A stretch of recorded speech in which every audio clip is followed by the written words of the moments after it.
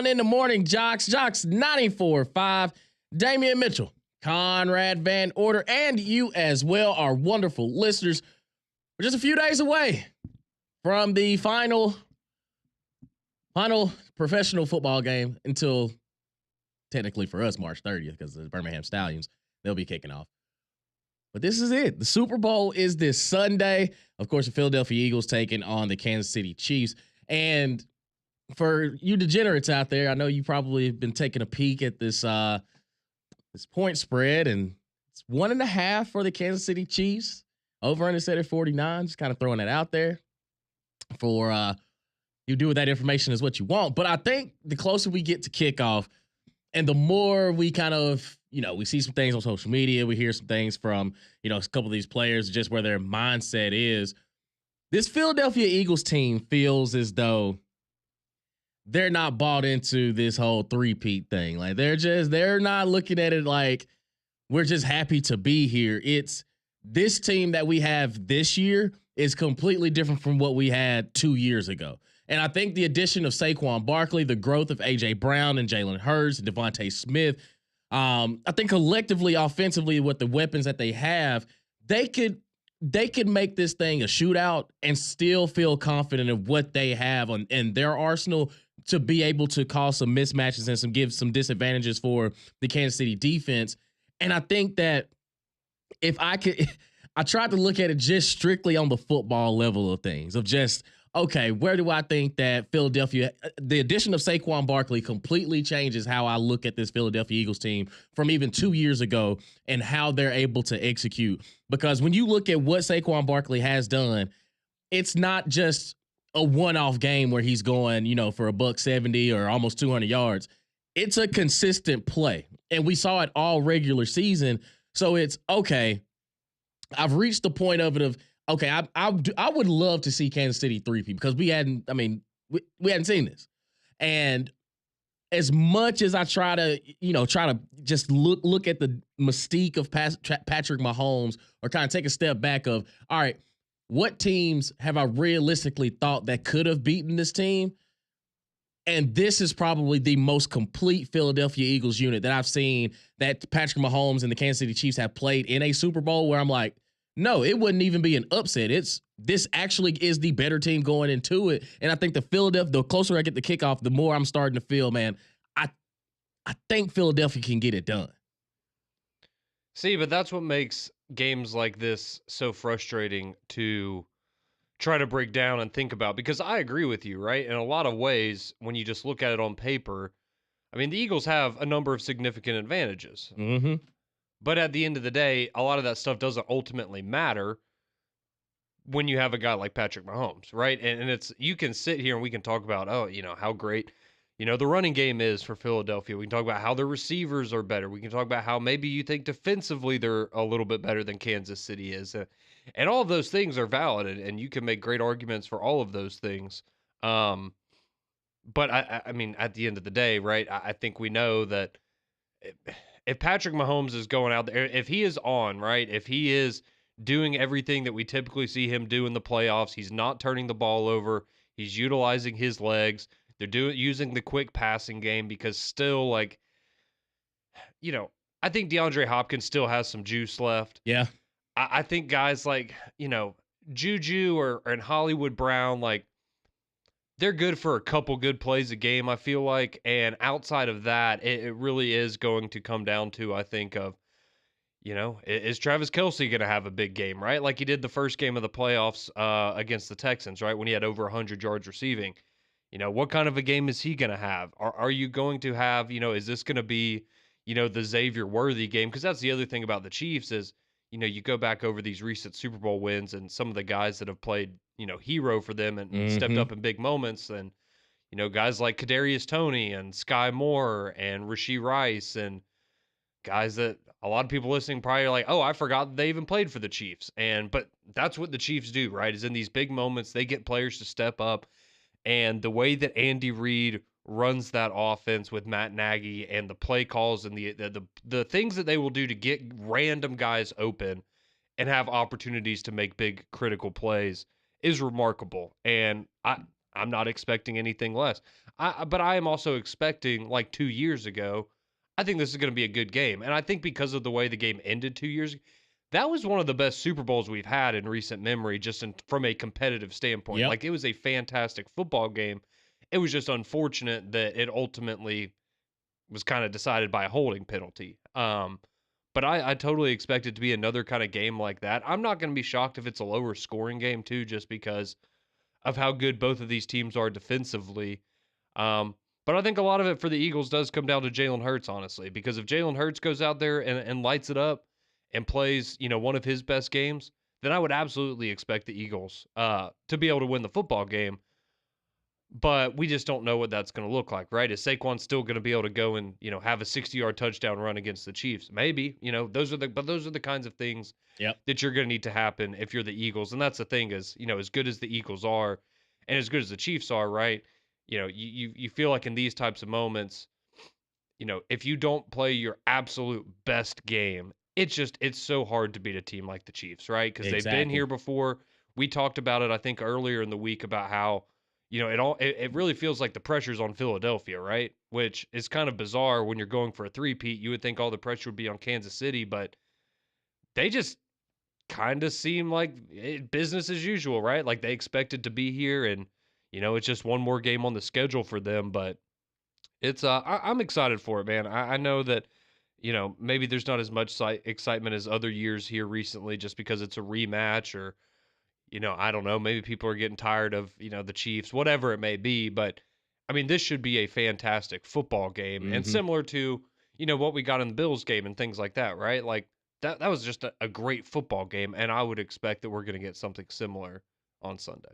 Yeah, and I think for Philadelphia too, it's can you avoid making the big mistakes? Like you can't afford a turnover and give the Kansas City Chiefs an extra possession. I think you brought up a great point with the weapons that Patrick Mahomes has this season. So we've seen Juju Smith-Schuster in the Super Bowl. Of course, the holding penalty 2 years ago against Philadelphia. And you brought up a great point with DeAndre Hopkins of the fact that he's still got some good ball left in him. For him to be, getting older. But I think when games like this, you got to have that veteran presence. And he's probably one. If his career speaks for itself. We know what he can do. And I think, with Travis Kelce, we're used to just him showing up in games like this. And to your point, I'm interested to see what they do with those other pieces, because it always feels as though like a guy that very rarely makes a play throughout the season ends up making some miraculous play during the Super Bowl, like Sky Moore. Like nobody had Sky Moore on their fantasy team back 2 years ago, but he ends up making pretty much the game-winning touchdown in the Super Bowl. And then now I had him on my fantasy team the next year when he didn't do nothing. Didn't do nothing. Then not to mention in the running back room, you've got Isaiah Pacheco, you've got Kareem Hunt, and even going back to the Buffalo Bills game, Samaje Perine is the one that put the game on ice. And you're like, wait a minute, he's on the Chiefs too? So I just think that when you look at what this Chiefs roster is, comparing it to what Philadelphia does, and I do think Philadelphia's defense, they've shown that they can ball, because you look at how, yes, Jaden Daniels may have put up some numbers, but it felt like he had to earn every single yard that they were getting. And then they didn't really have much of a run game. So I think that if you can find a way to neutralize, if you're the Philadelphia Eagles, you're almost telling them like, hey, we're going to make Isaiah Pacheco and Kareem Hunt beat us, because we just can't afford for Patrick Mahomes to carve us up. So I'm interested to see, Cooper DeJean, like a rookie that, out of him and Quinyon Mitchell, it's okay. They have young guys out there on islands with veteran players, Xavier Worthy with his speed, and they've been able to answer the call no matter what. It's just, okay, now all bets are off. It's the Super Bowl. You got to give everything you got. But I do think that Philadelphia they have some advantages against Kansas City. It's just so hard to go against Patrick Mahomes. Like it's Tom Brady, Peyton Manning effect. It's so hard to truly say that the Philadelphia Eagles have a chance, because of the fact that the quarterback on the other side is arguably the greatest that we've seen in history. Oh, yeah. I mean, you can make a, I don't know, a checklist or pros and cons list, whatever you want to call it, for the matchup. And, you could go down, and if the Eagles had every single factor going in their favor outside of Patrick Mahomes being the Chiefs quarterback, you would still probably want to pick the Chiefs, right? That's Right. how good he is that you could literally have every possible advantage on paper going into a game from the opposition, and you would still bank on Patrick Mahomes 9 times out of 10 to go in there and win the game, because that's just what he does. And it's, again, it's a situation of, until we see somebody that is still in the playoffs knock the Chiefs off, like, why? It's impossible to truly bet against them, because, again, the only people that we've seen beat Patrick Mahomes in the postseason are Joe Burrow, who's sitting at home right now, or he's in Turks and Caicos or something, and then Tom Brady, and he's retired. Like, that's it. Those are the only two people that have ever beat Patrick Mahomes in a postseason game. How are you supposed to bet Exactly. against Like, what that? are you You supposed to can't. do? You can't. It's wild, man. But I think it's going to be interesting to see, of course, Super Bowl Sunday, all the fanfare, everything that's going on down there in New Orleans, Louisiana. Should be a great time. And then, of course, the halftime show, Kendrick Lamar. If you are unfamiliar with Kendrick Lamar's game, okay, I'll ask this, Conrad, because you're a Kendrick guy. What album do you think, if you were recommending Kendrick Lamar to anybody, or just like a random man, and it's like, hey man, I want to know what Kendrick Lamar does, what album would you tell them to listen to and what to expect for the Super Bowl performance?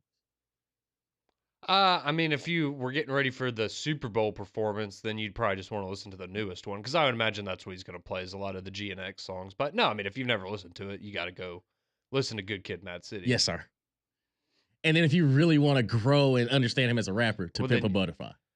Yeah, but you got to take notes and stuff while you listen to that. You got to. It's a little highbrow. Yeah, you got to. Yeah, that one takes some work. No, but I think it'll be a fun atmosphere there on Sunday. Of course, it is Super Bowl Sunday, so listen. You can bet on just about everything. I mean, it is a degenerate's delight, I guess you would say. I saw, so we were talking with one of our betting guys, Brian Edwards, on 3-Man Front yesterday, and one of the prop bets, there is literally a prop bet you can make on the Super Bowl, and it is, in Nate Bargatze's DoorDash Super Bowl commercial, what food will he order in the commercial? See, that's like, these are the types of things that you can bet on. There's a hotline you need to call. You can bet on if Travis Kelce or Taylor Swift is shown first during the national anthem. You can bet on that. What? Yeah. There's some crazy, like, truly, I mean, you could probably,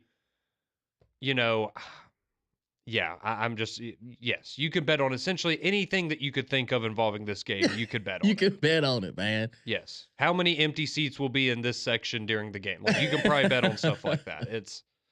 It's wild, but yeah, like you said, I mean, there's certain ones where it's like, I mean, if you're putting like $5 on it or whatever, it's not a big deal, but like there's a number.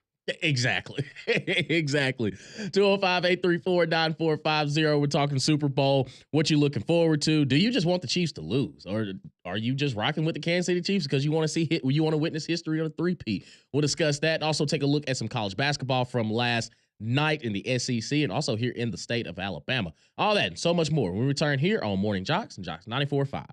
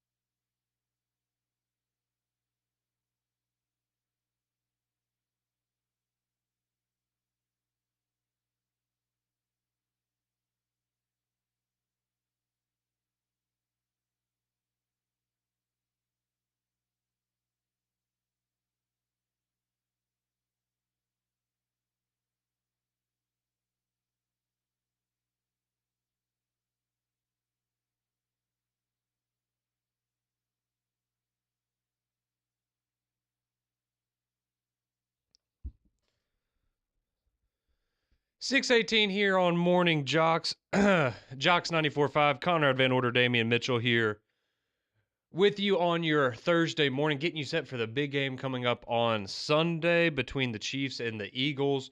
We'll do some Final Score Friday tomorrow, but if you have any early predictions, gut feelings, hey, maybe there's some fun prop bets that you found out there that you're wagering on for entertainment purposes only, of course. We'd love to hear from you. 205-834-9450 there on the courtesy GMC text line. But we did also have some SEC hoops action last night, Damian. We had 3 games on the slate last night. One top 25 matchup as the Mizzou Tigers traveled to Rocky Top to take on Tennessee in a game where Missouri kind of had their way in the first half, and it was looking pretty good for the Tigers. And then Tennessee remembered, oh yeah, we're pretty good too. There's a reason that we are a 1 seed here, even though they've had some tough times here lately. But Missouri goes up 34-28 at halftime. Then it's just kind of an offensive explosion in the second half. But Tennessee puts up 57 points in the second half. So maybe some of those conversations, some of those criticisms we've had about them offensively, maybe they figured out a few of those issues last night. But Milicic comes back. He leads the way with 21 points, 10 rebounds for Tennessee last night. He was absolutely massive. Zakai Ziegler came back as well. But Tennessee gets a big win, 85-81 over Missouri. And hey, if you're, like Pat Smith, you're happy because Missouri also covered. So it's almost like a win-win. There we go. In some cases there. But Tennessee gets a big win last night. You have Georgia. They beat LSU by 19. Good win for Georgia. LSU still going to be a rough year for them. Yeah.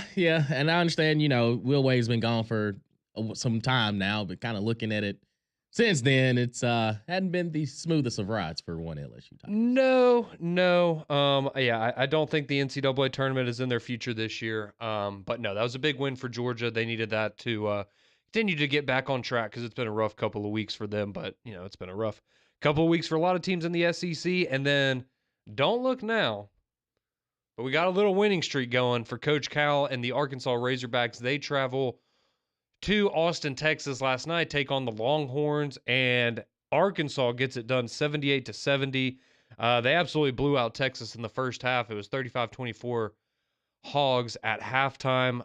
Then Texas comes back, shows some life a little bit in the second half, but ultimately Arkansas able to get that lead out to 20 at one point in the second half. And at that point, it was just Texas kind of scrambling, trying to get it back to single digits. But a big win for Arkansas and Coach Cal after what they did to Kentucky over the weekend. Now you pair this up with a win over Texas. And, I think a lot of us were surprised if you've been keeping up with some of the latest bracketology. And Joe Lunardi's had Arkansas as the last four or first 4 out, next 4 out, that kind of bubble range there for the last week or so. And it was, man, all right, you got the win over Kentucky, but you're going to have to start piecing these wins together in SEC play because, if you finish, let's say 5-13 in the SEC, as tough as it is, it's probably not going to get you into the tournament. But Arkansas needs to stack up some wins, and that's what they did last night, getting the win over Texas. So don't look now, but Arkansas is making a case to have a late surge here in the second half of conference play and maybe find themselves as the 13th or even 14th SEC team in the big dance. Yeah, and I think for Arkansas, you need this because my biggest question mark for Arkansas after that Kentucky win is how do they respond after that? Are they just going to, not necessarily hang it up, but are they going to use that as kind of just, can this propel you to something great? And I think they're answering the call right now with a win like that over Texas. And I think for Texas and Oklahoma, when I watch them play now, since they're in the SEC, one, they do make the league more competitive, but it's their SEC record isn't necessarily a reflection of just who they are as a team, because I do think they're pretty good. And I think for Arkansas to get a win like Texas is going to be very important. And I think that the more wins you can stack up like this kind of puts you in, kind of like when we were talking about when you referencing them in the NCAA tournament, it's, okay, you're going to have some good wins on your resume. It's just how many of those do you have? And at this point, you just got to accumulate them. And I think for the way that the SEC is right now, you find yourself in a position like you're already at the bottom. You're fighting. You're just fighting to stay afloat. You're fighting. You just giving yourself a puncher's chance because every loss is going to knock you. Is going to continue to knock you down. But for every win, it's one more like because you're going to get pretty much essentially if you beat anybody that's ahead of you, it's a KenPom 1 or 2 win. So you need these wins if you're Arkansas. And I think for Coach Cal too, he knows what challenge it faces. But if you're good enough to knock off a Kentucky team that he just left and you went out there and you really handled your business, you look like the better team going into it, then that should be how you play moving forward. So don't let that one win, that one game have that much impact on what the rest of your schedule looks like because you still have to answer the call moving forward. Absolutely. I agree with that 100%. And I mean, you look at just looking at the SEC standings right now, and if you're Arkansas, okay, you're 3-6. That's not great, but you're statistically speaking in the standings, you are 1 game behind Kentucky. You're tied with Oklahoma. You're a half game behind Texas. You're a game behind Mississippi State. Like you're right there in the thick of things right now with a lot of other teams that are, I mean, all of those teams I just mentioned as it stands right now are in the NCAA tournament field, right? And you're right there kind of nipping at their heels. So again, I mean, you just you got to keep getting these wins here. You got to, prove that you can beat the middle of the pack teams, I guess, so to speak, in the SEC, and you can make a living doing that. Now, granted, as we know, coming up next for them, they're hosting Alabama this Saturday. That would be a massive, massive win for Arkansas and Coach Cal. But then after Alabama, you get LSU, a game you should certainly be able to win. You do have Texas A&M and Auburn back-to-back games on the road in the same week. That's going to be rough.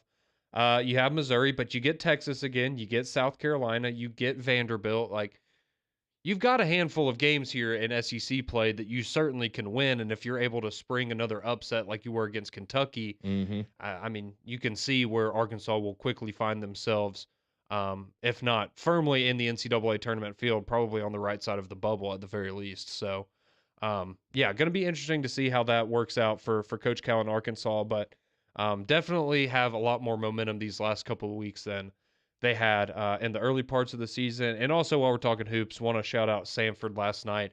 They get a big win over Mercer, 100-79. Rylan Jones has 21 to lead the way for the Bulldogs. And so Samford now 19-5 overall, 9-2 in the SoCon on the season. They have a 1-game lead now over UNC Greensboro as well as Chattanooga. So all things looking pretty good for Samford and Buckyball there, and definitely expect them to be the favorites going into conference tournament season to find themselves back in the NCAA tournament. Yeah, and hopefully don't get screwed again like they did last year. Last year on the block. Like still, Kansas should have been upset. Yeah, they should have had. They should have gotten that one. And we talked about this a little bit yesterday on 3-Man Front, but there appears to be a good deal of buzz circulating in the state of Florida about the head coaching position at Florida State, and a very popular name that has cropped up there is Bucky. Oh boy! So it would be very sad to see him leave. It's been awesome having him here and what he's been able to do for Samford, but I think we all know that is a guy that is nothing against Samford, but he is going to have very big opportunities in the future for him, and he's done a great job here locally. Of course, what he did at Mountain Brook and now at Samford, and just some nuggets to pass along. Yeah, absolutely. Appreciate that, Conrad. Appreciate that. But we got some action on the JOX text line 205-834-9450. Somebody brought up a great point in the NBA news last night. The trade deadline is today in the NBA, and we thought we were getting the blockbuster trade with Luka Doncic going to LA for exchange with Anthony Davis, but we got a bunch of movement yesterday. Seemingly like during games. Like this was just like during a basketball game, people were getting traded. But now Jimmy Butler, former Miami Heat, now will be a Golden State Warrior in a multi-team trade. There's bodies moving all over the place. But Jimmy Butler, not only does he get traded to the Warriors, he signs an extension. And this is when NBA money is just insane. 2-year, $121 million extension. Yep. Yep. Teach your kids to play basketball. They Oh, it's crazy. Man, what podcast was it recently? It might have been, maybe it was Michael Parsons' podcast. But anyways, it was an NFL player and an NBA player talking about the differences in salary and how, in the NBA, essentially there's rosters in the NFL where, okay, if you don't have a quarterback that's making $60 million a year or $50 million a year, your highest paid player is maybe at $30 million a year, right? And that's if you have like an elite wide receiver typically right now. But you go and look at what a guy like Saquon Barkley, what he's meant to the Eagles this year, and he's making like $12 million this year, I believe. I mean, that's what the 11th man on an NBA roster is making. Like, seriously, that's how stupid NBA money has gotten at this point where, I mean, if you're let's say you're a 6th man of the year contender, you're probably making $25 million a year. Yep. I'm telling you, man, the It's NBA wild. money it's ridiculous. And you look at some of these like max and super max deals. Think about this. Dallas, if Luka would have stayed in Dallas, he could have been looking at making $365 million. Yeah, no, it's probably like a 3-year deal. Like, that's I'm just kidding. insane. It'd be like 5 or 6, but yeah, I mean, it's. Oh yeah, It would make generational wealth. the NBA will. I mean, I don't know how this is sustainable. But if it continues in this way, I mean, you will have in our lifetime, I would imagine, an NBA player making $100 million a year, or yeah, per season. Whew. And somebody texted me and says, is that why Luka got traded from Dallas because they didn't want to pay him the Supermax? I don't know, man. I still don't That's understand. part of it. Yeah, I still don't understand the why. And everybody was like, oh, he doesn't give effort on defense. The man averages like 35, 10, and 9 a game. Like, I don't care about the defensive side of the ball. I'm telling you, I take the Carmelo Anthony route. He is paid to put the ball in the hoop, and he does it at a high level. And he's only 25 years old. I was about see, and that's the thing that. All right, he is 25 years old. He has been first team All NBA, which means he was one of the 5 best players in the NBA that year. 5 times. 5 times. He's played 6 years in the NBA. The first year he won Rookie of the Year. And then every year since then, he has been first team All NBA. Like, that is, I mean, seriously, like, I mean, he is, when we look at, I guess the players that we grew up with, like, I'm not going to come out here and say he's LeBron, but like, he is very firmly in the Kevin Durant like that group of players and that caliber, like surefire Hall of Famer, no questions about it. And he's 25 years old, and you can, again, maybe if his, health and dietary concerns continue, he won't make it to 40, but I mean, you would think you're probably going to get at least 7 or 8 good years out of this guy before it all, would maybe start to fall apart, or he just, not want to play anymore. But like, that doesn't happen. Exactly. You know what? Like, it's the equivalent, and it's different because it was a trade instead of like a free agent signing or something. But I mean, it's like the Dodgers getting Ohtani, right? Or a player like of that caliber in their prime, when you're like, oh man, we could have you for another decade of high level basketball. Like, it's unheard of. It is, man. It is. And I mean, the NBA, they made a bunch of moves. I mean, let's see, Sacramento, they get Zach LaVine from the Chicago Bulls. They sent De'Aaron Fox to the San Antonio Spurs, paired him up with Wemby and Chris Paul. In his first game last night, I mean, he looked like he fit right on in. Mhm. Like, I mean, I mean, with all this movement, I mean, even Kyle Kuzma for Chris Middleton, Milwaukee, to Washington. It's like the trade deadline has made more news in the past week than the entire NBA season up until this point. And then Dalton Connect last night from the Lakers got traded. Yeah, you hate to see that one. Look, watching him play with the Lakers was great, and nothing against Charlotte, but right, come on, like, probably not the most ideal situation to be going into, but he gets to play with Brandon Miller, so yeah. So this would be a young SEC squad. I was about to say, I'm sure they have Jello in the locker room before a lot of the games, coming to see his brother performing for him. Yeah, absolutely, man. So that's where we've been in the corner. Whoa. That's cool for them, but no, look, whoever. Maybe it just all worked out this way. But if Adam Silver or somebody's behind the scenes pulling these levers, like, they're whatever caused them to go, all right, we got to fix something here because nobody cares about the NBA. What can we do Hey. to start stealing some headlines? I mean, think about this. We are 2 days away, 3 days away from the Super Bowl, Mm-hmm. and the NBA continues to dominate professional sports headlines, which is remarkable. Granted, it would be cool if one day we could get back to the games and the product on the field being, a big storyline. But I mean, I love the trade line deadline drama and stuff. It's just, what's it going to look like in 2 weeks when this stuff is all worn off? Are we just going to be back in oh, well, I'm not going to watch that. But it was fun for a couple of weeks getting the all the drama out of it. Yeah, it was. And I mean, again, the trade deadline, the ends at 4:00 today. So who knows what we might expect the rest of the way. Kevin Durant wants to be traded, so we'll see. Well, he doesn't want to go to Golden State. He made that clear. No, he wants to go to Miami. So, but they got a hold of Phil now. I'm telling you. But did you see? Sorry, last thing. Did you see? So there was a fan at the Heat game last night. Oh, was telling the guys. Was telling the players. He was sitting behind the Heat bench, and he was telling them in the middle of the game, "Yep, hey, y'all just got y'all just traded Jimmy Butler," and telling them like, "All right, y'all are getting this guy. This guy's going here. This guy's going in the middle of a game." Yep, Kevin Love and Tyler Hero what? Who's going where? Yep. This is he's like, yo, this is going on. This is what's happening. Like that again during games. That's another thing about the NBA too. Like you'll hear these stories of guys that are basically hopping on the team plane, and like the president or the coach will tell them like, hey man, just go ahead and hop off. Like you're getting shipped to San Antonio. You're getting going to Charlotte. And it's like, oh, okay, well that was quick. I was about to say, well, it's just like, in baseball season, and you'll go, that's the 6th inning, and they just took out their right fielder. That's odd. And then 5 minutes later, all right, that guy's now on a plane to, Los Angeles or whatever to go play for his new team. You're just like, man, it's kind of cold. Like, you can't even let him finish the game. Like imagine if that happened in the NFL. Like, imagine running a route, going to the sideline, and player personnel coach comes and he whispers in your ear like, "Hey, big dog, you're going to Dallas." Mm-hmm. Like then you pull an Antonio Brown. I was about to say, just throw it in the stands and walk off. Yeah, I'll holler at y'all. 205-834-9450. We'll continue with your text message, your calls. Keep it locked right here on Morning JOX and JOX 94.5.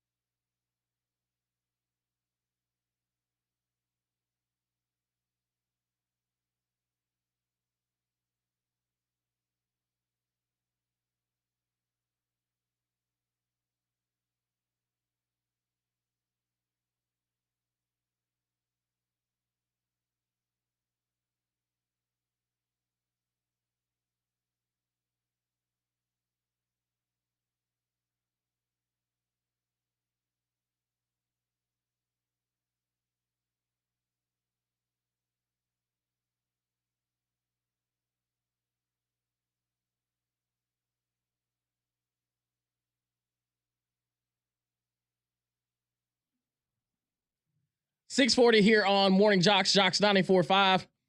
Damian Mitchell, Conrad Van Order, and you as well, our wonderful listeners. 205-834-9450. Your text message, your calls, always welcome here on Morning JOX. Just take a look, talking about the Super Bowl and to start the show off. Joseph texts in, says, how do we feel about Poetic Justice or Swimming Pools? Like, if he performs them, I'm turn up.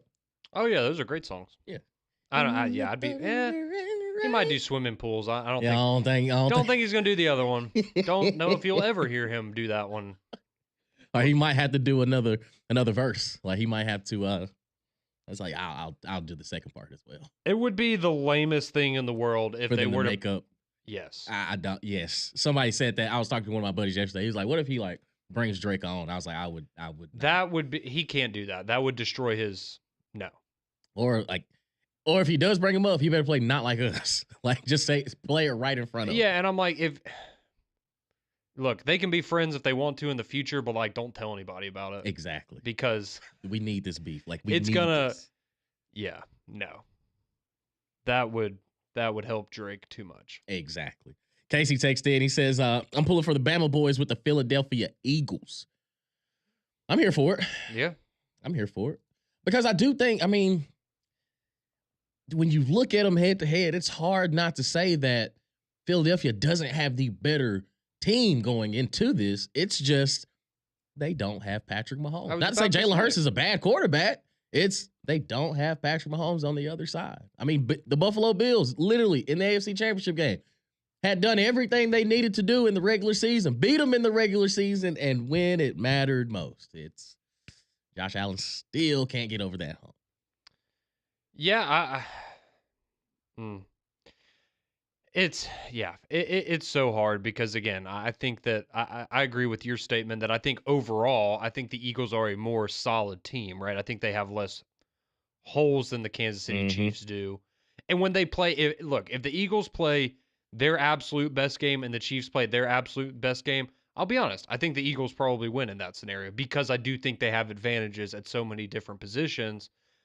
It's just ultimately, just do not let the game come down to, and it probably will, just don't let the game come down to Patrick Mahomes has the ball in his hands with 2 minutes left to go, whatever, and you're going to give him an opportunity to win the game by himself.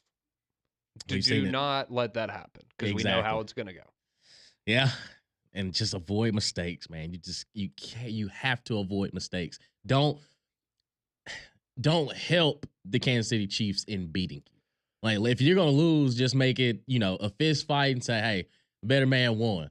Don't serve them up with turnovers or turnover on downs and things like that. Don't aid into the fact that it's Kansas City on the other side. This was I thought a very underrated stat that it blew my mind, honestly. So the Chiefs turned the ball over one time against the Bills in the AFC Championship game. That was the Chiefs' first turnover since they played the Bills in the regular season.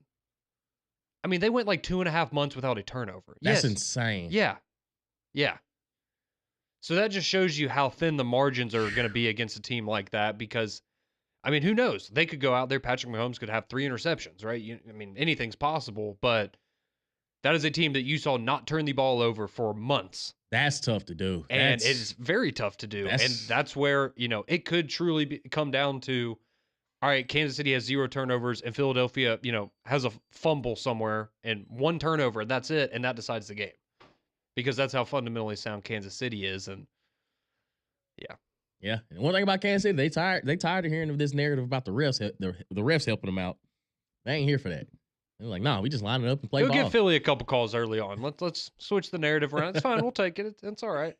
205-834-9450. Let's go to the phone lines. Let's welcome in Bama Hater this morning, talking some ball with us. What's happening, Bama Hater? What's going on, man? What's happening, Con, man? What's up, Bama Hater? Good to hear you in the morning. Hey, man, I can't complain about nothing. I don't stay in the bed. Don't nothing come to a sleeper but a dream. I had to get up and get it, baby. That's right. Like that. That's right. Hey, man, let me give you guys my perspective on this Super Bowl. I think the Chiefs, I think they designed a plan to stop Saquon or slow him down. I don't think they're going to be able to just flat out contain him. But I'm going to go with Mahomes over that Oklahoma quarterback. and that's what it's gonna come. That's what it's gonna come down to.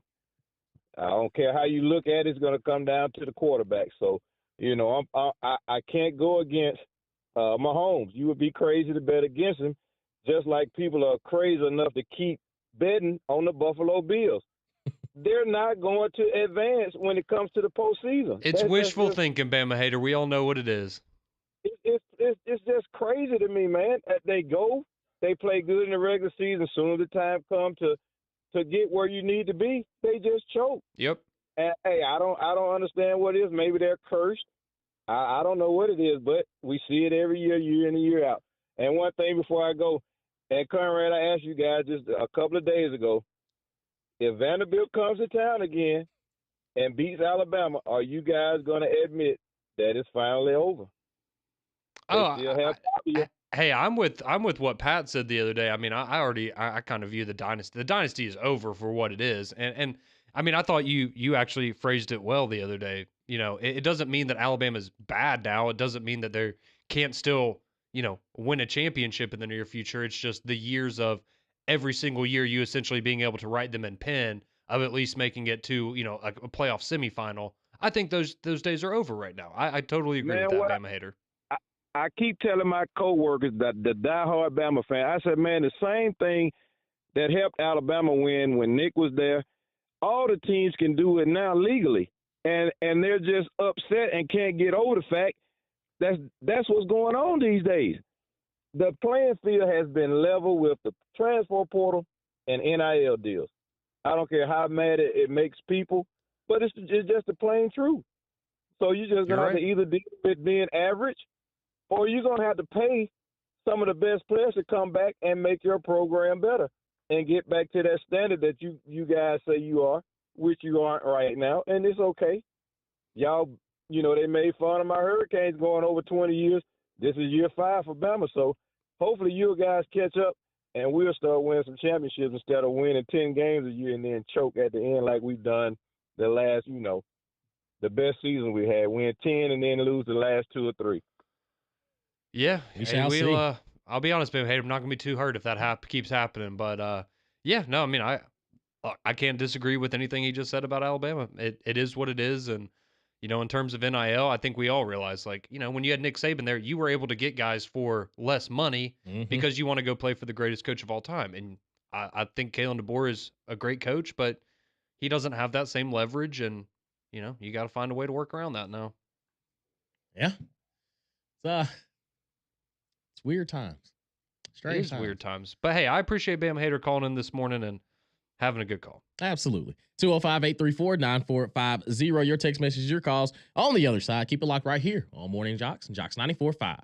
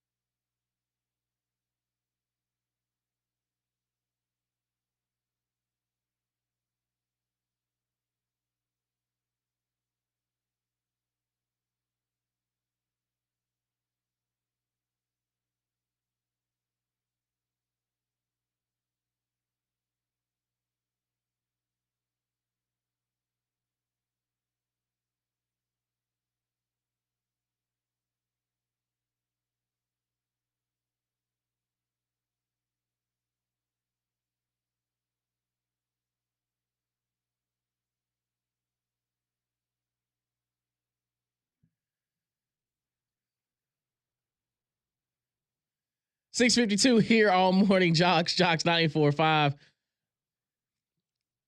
Damian Mitchell, Conrad, Van Order. I just was not expecting the news that you just told me during the break, Conrad. Everything was going so well. I know, I'm sorry. I guess, just got to stay relevant. I guess, we're losing recipes over the years. And I guess this is a way to bridge the gap of he better bring his best verse. He better. But why save it for a Jello song? Well, I saw that, I guess Lil Wayne said yesterday he wasn't going to go to the Super Bowl, and I assume it's because he's mad that they didn't ask him to do the halftime show, so he just hid the studio with Jello. I'll listen to it, but he better bring it. That's all I ask. He better bring it. 205-834-9450. Let's go to the phone lines before we wrap up here on Morning JOX. Let's talk to our buddy Melvin this morning. What's going on, Melvin? Hey, what's going on, guys? Hey, I've been listening to the show this morning, and I guess what I've been hearing, from you and Conrad Damon is that to a certain degree, one team is expecting to win, one team is hoping to win. I think going into the game, mental-wise, that could be a deciding factor, but is another one of the deciding factors is that Philly can run the ball and Kansas City is kind of weak against the run, and I'll hang up and listen. Enjoy the show. And we appreciate you, Melvin. And yeah, I think that the one thing Kansas City cannot do is kind of similar to what they've seen Washington and the Los Angeles Rams have. You have to contain Saquon Barkley first and foremost. Like, I think you have to put the ball in Jalen Hurts' hands to beat you with his arm. I say you sell out. Try your best to stop 26, because if he starts rolling, that just opens everything else up. But I do think that it's easier said than done. Well, yeah, and I was about to, because Bama Hater brought that up as well as, saying he thinks the Chiefs are going to, focus on stopping Saquon Barkley. And it's, yeah, you can plan to do that going into the game, but is that actually how it's going to work out on the field? But yeah, if you're able to keep him under 100 yards, you probably feel really good about your chances to win that game. Again, it's just, because this is not something we typically see from Kansas City, but, is he going to be able to break off one of those 40, 50, 60-yard runs like we've seen him do a handful of times already in the postseason? Because those are those will kill you momentum-wise, right? Mm-hmm. Of, just giving up those big plays, especially, like going back to the Commanders game. All right, you have this great drive to start off if you're Washington. You get some points on the board. Boom, first play of scrimmage for the Eagles, 60 yards to the house, and you're just, all right, well, how are we supposed to combat that? And so the Chiefs are going to try, obviously, but yeah, easier said than done, just like, don't let Patrick Mahomes beat you. Well, that's easier said than done. Like, DBs are looking like, have you played against him? Like, you think we ain't trying? Should be fun. Final Score Friday tomorrow, but McElroy and Kublik in the morning. Those guys are next.